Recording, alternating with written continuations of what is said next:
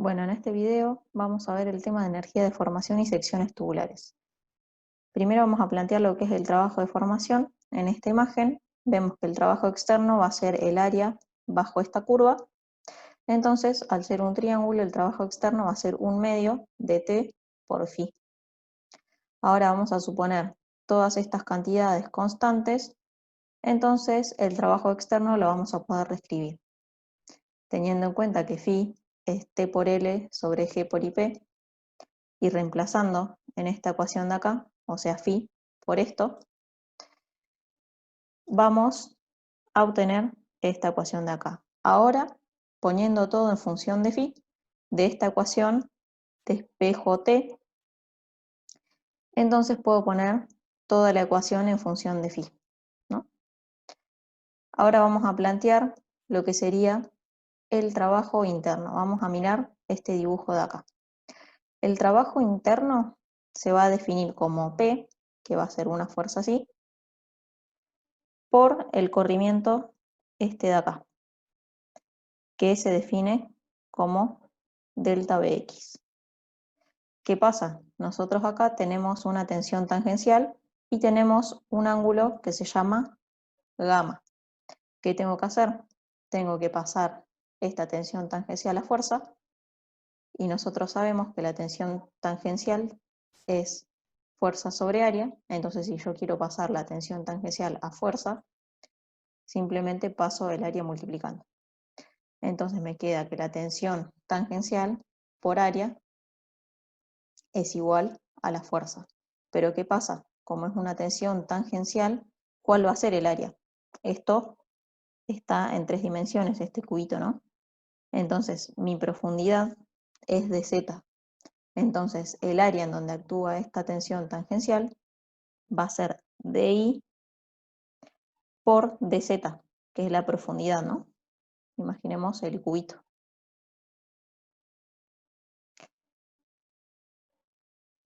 Esta área de acá estoy buscando, que es donde actúa la tensión tangencial. Y lo mismo vamos a hacer con el corrimiento. Nosotros sabemos que gamma xi, que es el ángulo, gamma xi es el ángulo, y por ser pequeñas deformaciones, la tangente del ángulo se aproxima al ángulo, aplicando tangente, que es la tangente opuesto, que es delta Bx, sobre adyacente, que en este caso es dx, ¿no? Entonces, reemplazando en la ecuación, el ángulo, que es gamma xi, es igual a delta Bx sobre dx. ¿Qué pasa? Yo necesito delta Bx, entonces lo despejo. Entonces me queda que delta Bx es igual a gamma xi por dx. Reemplazando estas dos cantidades, delta Bx y P, en esta ecuación de acá, obtenemos que el diferencial del trabajo interno va a ser 1/2 por tau xi por el área, que era di dz, por el ángulo gamma xi por dx. Ahora, ¿qué me doy cuenta? Que di por dz por dx es igual a el diferencial de volumen, ¿no? O sea, la multiplicación de las 3 longitudes de este cubito elemental. Entonces, simplificando el volumen, lo que vamos a obtener es el trabajo interno específico, que es lo mismo que el trabajo interno por unidad de volumen. Bueno, ahora vamos a ver lo que es secciones cerradas de pared delgada. Cuando se tiene secciones cerradas de pared delgada, se puede hacer una suposición que es bastante cercana a la realidad, y que es que el flujo de corte producido por la torsión es constante en cualquier punto de la sección transversal. Esto se demuestra considerando un elemento infinitesimal de la sección transversal, como visto en esta figura, y haciendo sumatoria de fuerzas en X igual a 0. Bueno, vamos a proceder a hacer eso, sumatoria de fuerzas en X es igual a 0. Mirando este dibujo de acá, siendo X este sentido, lo que vamos a hacer es pasar de tensiones a fuerzas, porque lo que estamos haciendo es sumatoria de fuerzas, sabiendo que tau es igual a fuerza sobre área. Entonces, pasando área para el otro lado, la fuerza va a ser la tensión por el área. ¿Cuál es el área para la tau 1? el área para la tau 1 es esta de acá arriba. Y esta de acá arriba se calcula como el espesor 1, o sea, T1, por el diferencial de X. Entonces tenemos que tau 1 por área, que es el espesor 1 por diferencial de X, es la primera fuerza. Esta va a ser negativa, pero bueno, acá se ve que se sacó factor común menos, por eso están al revés, pero no importa. Y bueno, observando la tau 2, lo mismo, tenemos que pasar de tau a fuerza. Entonces, ¿cuál es el área? El área es el espesor 2 por el diferencial de X. Entonces, menos, porque se sacó factor común menos 1, por eso están cambiados, pero no importa, porque esta fuerza va para este lado y esta fuerza va para este lado. Y bueno, todo eso tiene que ser igual a 0. Entonces, pasando un término para el otro lado y simplificando los diferenciales de X, que son los mismos, nos da esta igualdad. Estos valores son constantes. Esto quiere decir que el flujo de corte es constante. ¿Qué pasa? Esta expresión va a ser válida para cuando tenemos espesores pequeños frente al radio. Entonces el espesor tiene que ser menor al radio sobre 10, ¿no? Bueno, ahora vamos a considerar un diferencial de momento torsor que se define de esta forma y considerando que el diferencial de área, mirando este dibujo de acá, que el diferencial de área va a ser el diferencial del arco por A sobre 2, ¿no? Entonces, el diferencial de área media, pasando este 2 para este lado y observando que en esta ecuación tenemos esto, nos queda de esta manera. Luego, el momento torsor queda representado por esta ecuación, ¿no? Integrando a ambos lados. Entonces pasamos de tener diferenciales de momento torsor y diferencial de área media a momento torsor y área media. Ahora, despejando la tensión tangencial, obtenemos la fórmula de Brett, que es esta. Y para analizar cuándo se da la tensión máxima, es cuando esto que es variable, o sea, el espesor, porque esto va a ser una constante, bueno, el 2 es una constante, el momento torsor es una constante, lo variante tramo a tramo va a ser el espesor. Entonces, tenemos que dividir por el número más chico para que la tensión tangencial sea máxima. Entonces, la tensión máxima se va a dar cuando el espesor sea mínimo. Hay que tener en cuenta bien lo que es el área media. El área media, como vemos en el dibujo, es el área sombreada. ¿Cómo se hace eso?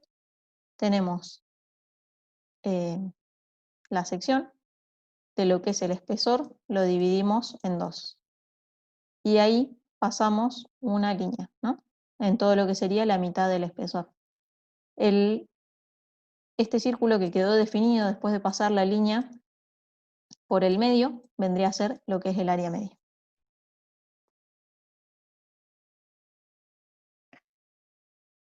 Bueno, ahora vamos a ver lo que es el momento de inercia torsional de las secciones cerradas de pared delgada.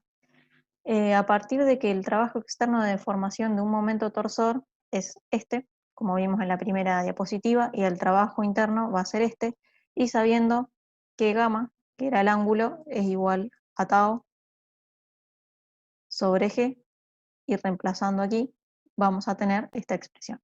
Igualando estos dos trabajos, vamos a poder llegar a deducir la expresión de momentos de inercia torsionales para este tipo de secciones. Bueno, teniendo en cuenta que delta X es chico, el torsor es constante, y el trabajo externo se puede reescribir de esta forma de acá. Y también el trabajo interno lo vamos a poder describir de esta forma de acá.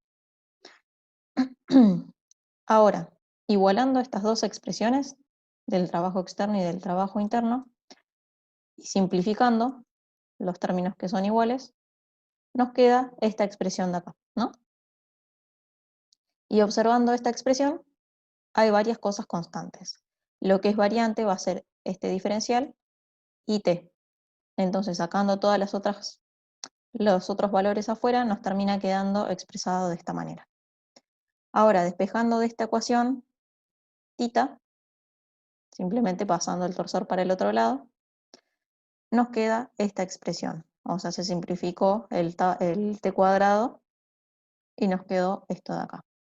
Y sabiendo que tita es t sobre jt por g, e igualando estas dos expresiones de acá, llegamos a esta expresión, ¿no? Ahora, simplificando y despejando jt, ya llegamos a nuestro objetivo, que vendría a ser este. O sea, esta es la solución del despeje del jt. Ahora, si consideramos que t es constante, o sea, el espesor es constante, ya puede salir el espesor de la integral y nos termina quedando esta expresión, que vendría a ser el perímetro, ¿no?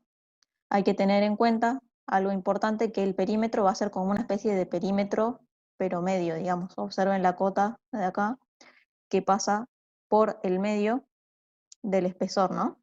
Entonces, el perímetro va a ser la suma de todos estos lados, pero siempre pasando por la mitad del espesor, como indican las cotas de acá. Y ahora, si el espesor es constante de tramos, podemos escribir la integral como una sumatoria. Es decir, esta sumatoria extendida nos termina quedando esta sumatoria acá, la cual es cada longitud, siempre mirando el espesor, la mitad del espesor, sobre su espesor, ¿no? O sea, la primera longitud sobre su espesor correspondiente, la segunda longitud sobre su espesor correspondiente, y así sucesivamente. Bueno, gracias por su atención, con eso terminamos.